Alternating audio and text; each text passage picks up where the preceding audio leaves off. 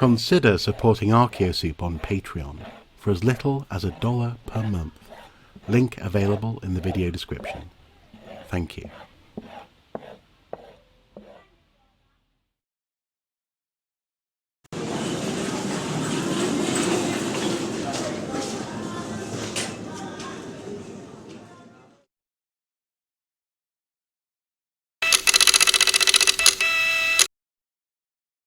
Hello and welcome back to another Archaeo-Scope.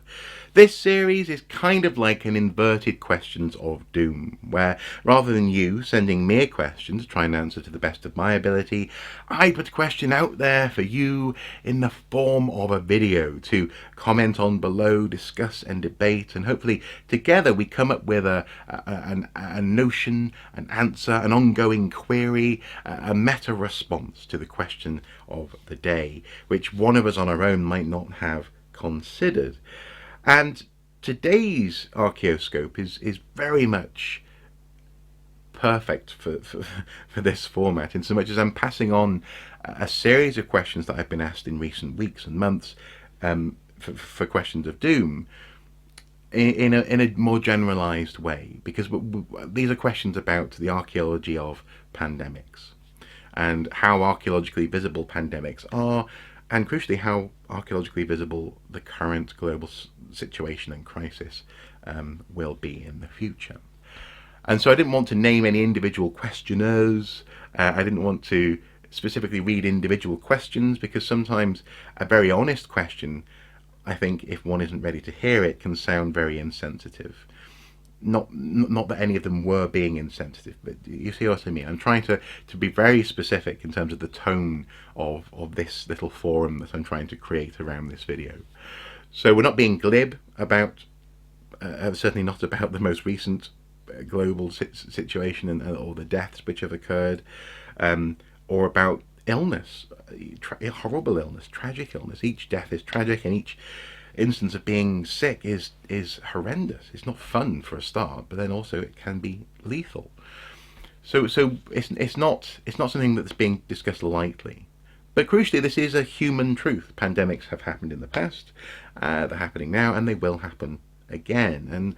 And that's the stuff of archaeological inquiry, is human truth and human experience. And so I've made some notes in answer to varying aspects of the different questions that I've received, more or less exploring some key pointers that archaeologically may be visible in the future. And I would encourage you below to add to these if you can, and expand this conversation in the spirit of honest scientific inquiry. As I say, hopefully I'm underscoring double red lines. You know, this is not a glib video. So, all of that out of the way, the first thing that comes to mind when it comes to pandemics, certainly the most recent pandemics that we've experienced as humanity in the past few hundred years, is historical records. And there's a bit of a double-edged sword when it comes to that sort of stuff. On the one hand, we live in a tremendous data age now.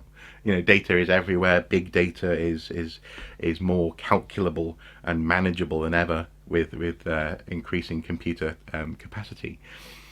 But also data, in particular when it comes to national breakdowns of illness, death, and origins of illness, are politically sensitive. And so my understanding in terms of this data and historical records is that it's more likely to be more readily available when it's less politically sensitive. A good example would be back in 2016, when data surrounding the Spanish flu, the pandemic in the early 20th century, was published in the Journal of the Chinese Medical Association, and that found evidence that in 1918 the virus had been circulating amongst European armies for months and possibly years before the pandemic bloomed on a global scale. Political scientist Andrew Price Smith published data from the Austrian archive suggesting that the influenza began in Austria in early 1917.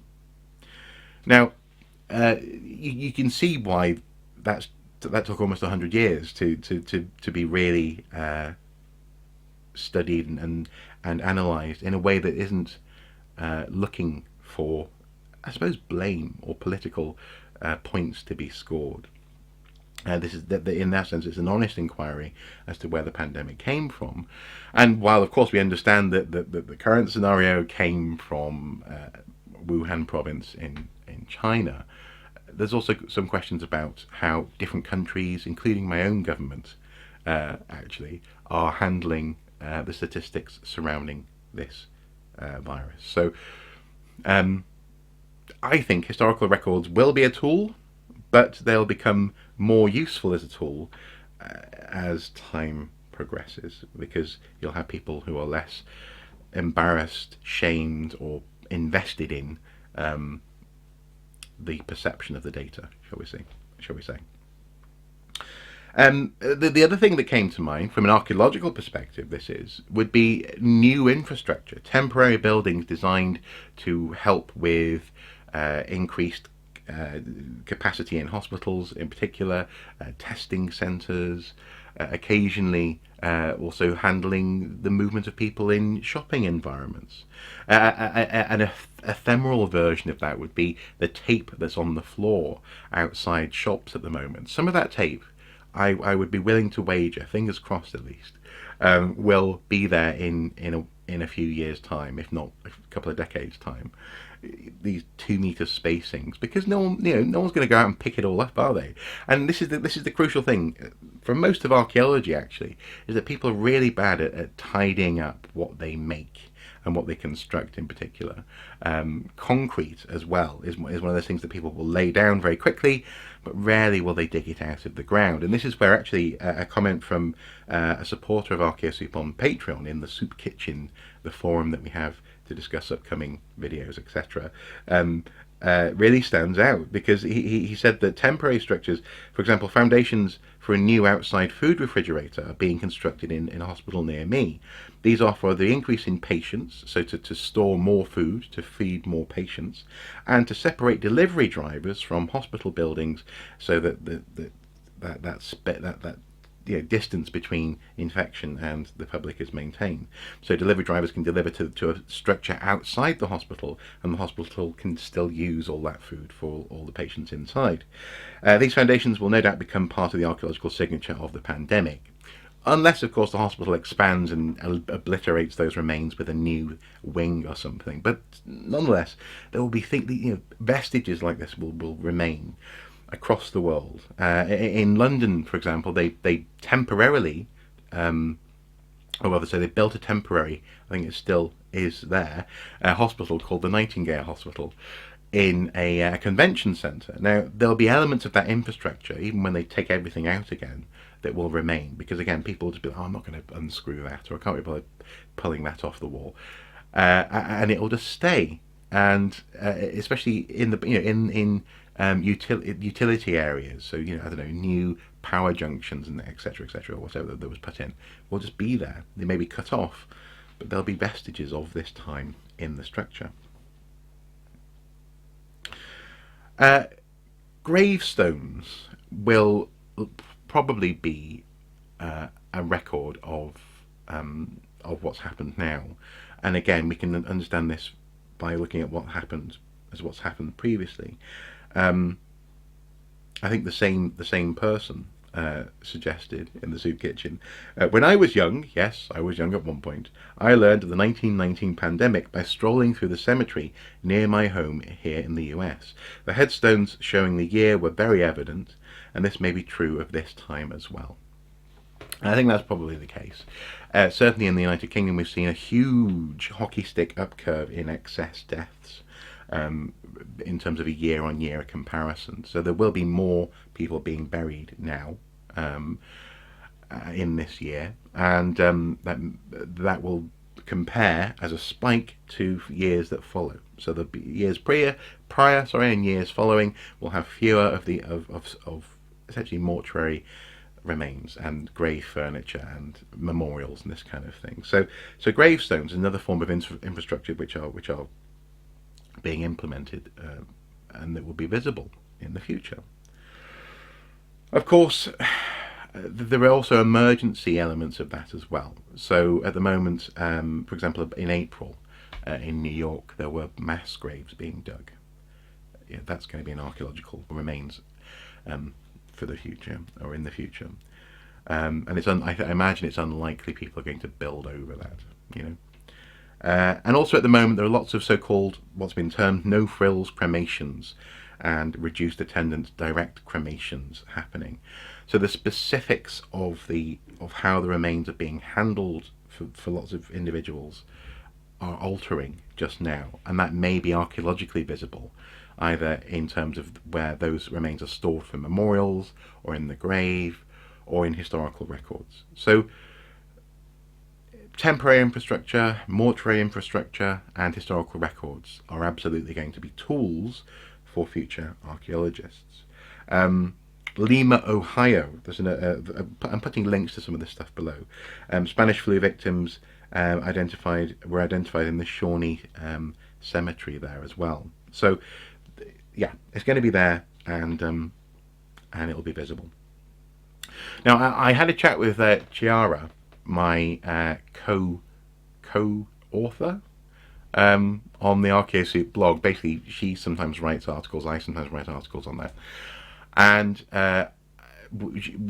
she is interested in the demographics of pandemics in cemeteries, and in particular in ancient cemeteries. So I think she's a Bronze Age specialist. I think she'd mind me saying that. And so she's been suggesting possibly Bronze Age pandemics from grave analysis. Although I don't think she wants to talk about that just yet, because she's still formulating her ideas. But something that she did lay out in the blog post on the Archaeosoup Towers blog was how the big difference really from an archaeological perspective in terms of seeing pandemics in cemeteries is being pre and post modern healthcare technology. In a pre-modern healthcare scenario, it looks as though certainly in for example the Black Death and the case of the Spanish flu, everyone is kind of equally affected because there isn't modern medicine. So what you see actually is that the pattern for mortality in terms of the youth, the elderly, and people in between all amplify. So it's almost like it gets louder, it gets bigger, but the shape of the graph doesn't change that much, it seems. People who are with archaeologically visible signs of infection are often actually survivors. Often a disease will kill you before it affects your skeleton in a pandemic. Whereas if you see people, for example, she says here, infected sinuses, and the effects on the bone that you will see will actually be survivors and not people who immediately succumbed to the illness. We call it the Osteological Paradox, as it creates problems in attributing graves to historically known pandemics. It's one of those things where you go, well, did this person die then, or did they die 50 years later? Because if you just die very quickly from Black Death, for example, it takes, I think, 2 weeks or so for diseases like that to really start to affect your skeleton. If you're dead within 2 weeks, well, your skeleton won't show the disease. Broadly speaking, pandemics amplify pre-existing curves, and everyone becomes more vulnerable at approximately the same rate, typically. In the case of 2020, excess deaths have been amplified, as I was just mentioning, though that appears to be linked with population density. So cities, in particular London, was affected massively in my country, in my broader country. It's complicated living in Britain because my country is Wales, but my nation is the United Kingdom, and also in response to calls for social distancing. And by this I mean to say, people have been avoiding going to hospitals with treatable illnesses. Frankly, I haven't gone to the dentist when I need a filling. Well, I can't go to the dentist because the dentist is closed. But if someone, cancer patients, for example, people with broken bones, people with other treatable conditions, have not been going to hospital. Heart attack people who've had a heart attack or had a minor stroke haven't gone in. And so when they do present in hospital at the moment, they are more ill than they otherwise would be, which means that more people are dying than otherwise would be dying at the moment. It's a knock-on effect of the pandemic, which again will then add to, for example, the excess deaths because of the call for social distancing, which has led people to be very nervous about going in to get treatment, if that makes sense. There is emerging evidence, though, in the case of this pandemic, that it affects older people more than younger people. It's one of the reasons why, for example, in this country, on the 1st of June, primary school children will be going back to school. It's because at the moment the science indicates that children get less severe instances of this illness and are less likely to pass it on. Again, the science and the data the truth will out over time, but at the moment that's what it looks like.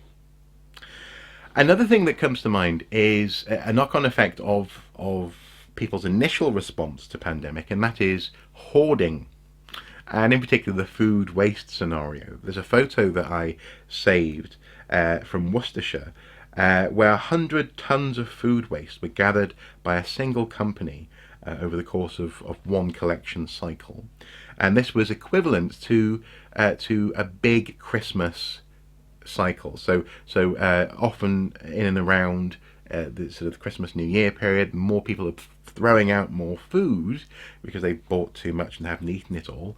And what we saw essentially was a Christmas in March, April, in terms of food waste, and that's going to have an effect. Well, it may well have a visible effect on the stratigraphy of rubbish dumps in the future. Who knows? I mean, again, it's one of those things where I wonder how visible it would be. But we can see in Middens and in places like Pompeii, rubbish variation through time underneath shops, etc. This kind of thing. So yeah, it's entirely possible. So you know, these sort of things as well. Again, I'm not touching on everything that I could possibly touch on. I'm trying to just pick out some key pointers. And finally,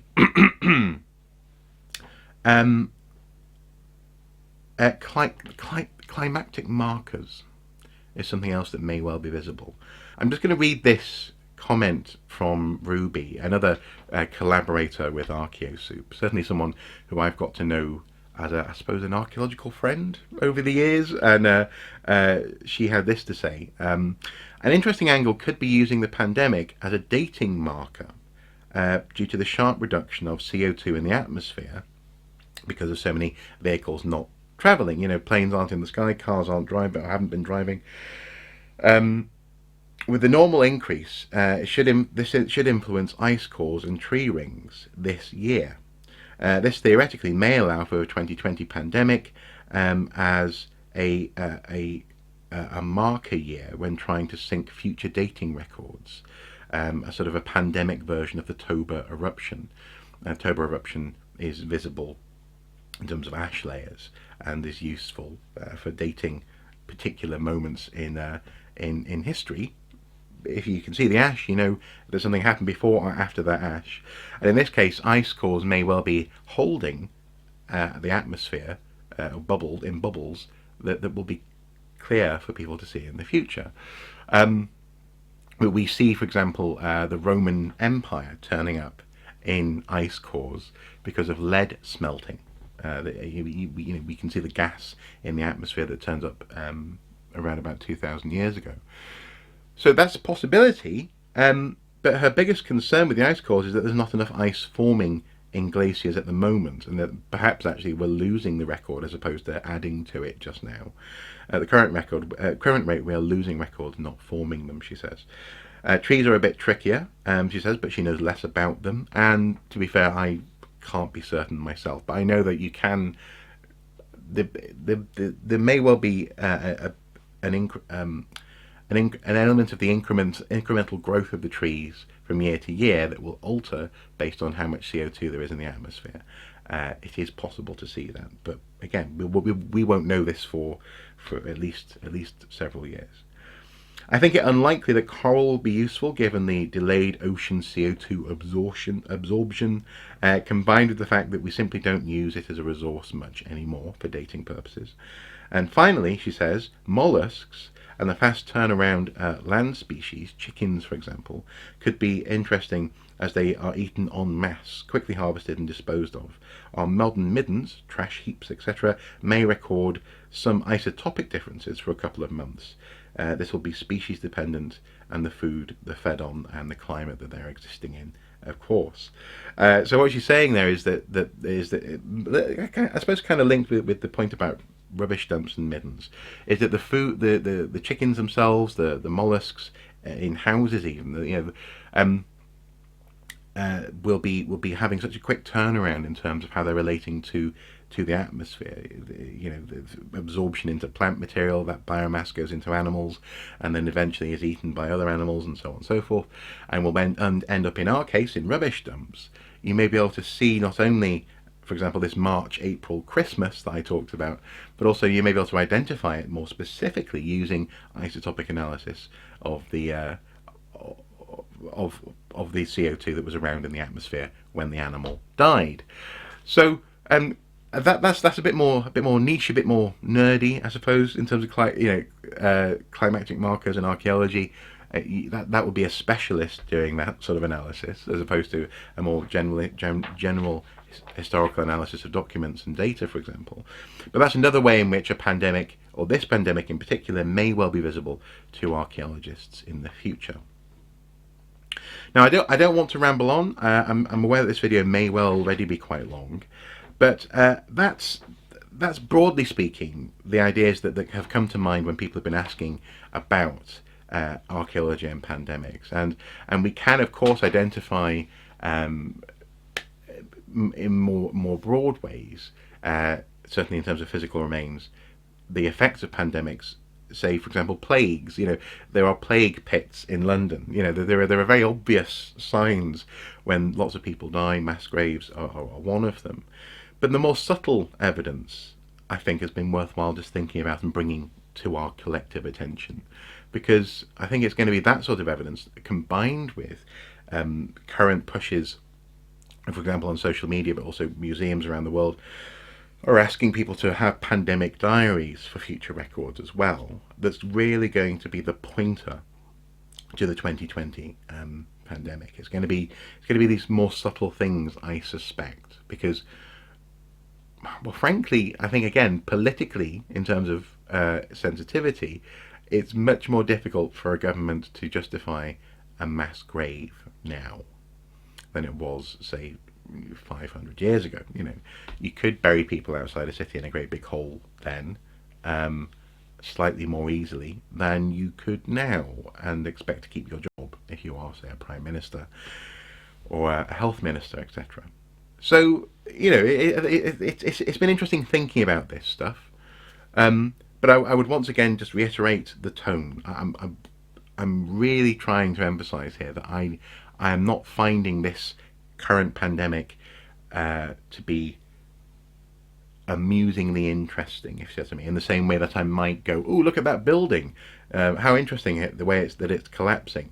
I'm not just simply, it's not a curio to me. This is actually a genuine horror show in some ways, but one that I think that people are rightly curious about, and so I've tried to answer with some key points today.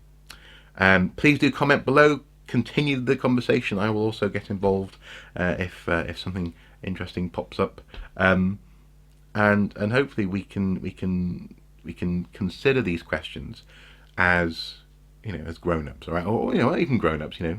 Anyone's welcome, but as in a serious way, and as honest scientists, asking questions and seeking to answer them. There's no easy way to end a video about this sort of topic, so I'm just going to leave it there. Thank you for watching. As ever, until next time, do take care, and in particular at the moment, do take care. Bye bye.